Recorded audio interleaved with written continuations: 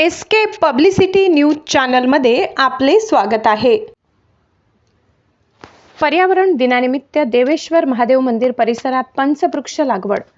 जागतिक पर्यावरण दिनानिमित्त भारतीय जनता पक्षाचे प्रदेश कार्यकारिणी सदस्य डॉक्टर शशिकांत वाणी यांच्या हस्ते देवेश्वर महादेव मंदिर परिसरात पंचवृक्षांची लागवड करण्यात आली। पर्यावरण संवर्धनाचा संदेश देणाऱ्या या उपक्रमात निसर्ग संरक्षण आणि भारतीय संस्कृतीतील वृक्षपूजेचे महत्त्व अधोरेखित करण्यात आले। भारतीय परंपरेत पंचवृक्ष संकल्पनेला विशेष महत्त्व आहे। पिंपळ, वड, बेल, कडुनिंब आणि अशोक यासारख्या पवित्र व पर्यावरणपूरक वृक्षांचा समूह म्हणजे पंचवृक्ष मानला जातो।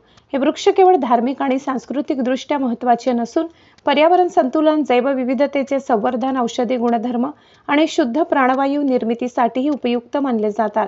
भारतीय संस्कृतीत पंचवृक्ष हे निसर्ग, आरोग्य आणि अध्यात्म यांचे प्रतीक मानले गेले। यावेळी डॉक्टर शशिकांत वाणी यांनी पर्यावरणाचे रक्षण ही प्रत्येक नागरिकाची सामूहिक जबाबदारी असल्याचे सांगितले।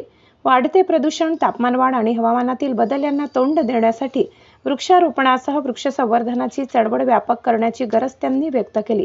लावलेल्या वृक्षांचे संगोपन करणे हेच पर्यावरण दिनाचे खरे औचित्य असल्याचेही त्यांनी नमूद केले। देवेश्वर महादेव मंदिर परिसरात करण्यात आलेल्या पंचवृक्ष लागवडीमुळे परिसराचे सौंदर्य वाढण्यासोबतच भाविक आणि नागरिकांना पर्यावरण संवर्धनाचा सकारात्मक संदेश मिळणार आहे। या उपक्रमात उपस्थितांनीही अधिकाधिक वृक्ष लागवड करण्याचा संकल्प व्यक्त केला।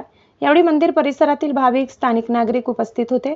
पर्यावरण दिनानिमित्त राबविण्यात आलेल्या उपक्रमाचे सर्व स्तरातून स्वागत करण्यात आले। आपल्या देशाचे पंतप्रधान माननीय नरेंद्रजी मोदी यांच्या आव्हानानुसार 5 नोव्हेंबर रोजी आज पर्यावरण दिवसाचे महत्त्व, पर्यावरण दिवसाच्या दिवशी आज तळोदा येथील देवेश्वर महादेव मंदिराच्या प्रांगणात आशिष पार्क येथे पंचवट म्हणून 5 झाडांची आज वृक्षारोपण या ठिकाणी केलेलं आहे आणि या झाडांपासून ऑक्सिजन मिळणार आहे आणि एक दैविक महत्त्व त्या झाडांना एक वड, पिंपळ, बेलाचे झाड, औदुंबर आणि निंबाचे झाड असे 5 झाडांचे आज आम्ही या ठिकाणी वृक्षारोपण केलेले आणि हा पर्यावरण दिवस एक पेड़ माँ के नाम हा कार्यक्रम आम्ही या ठिकाणी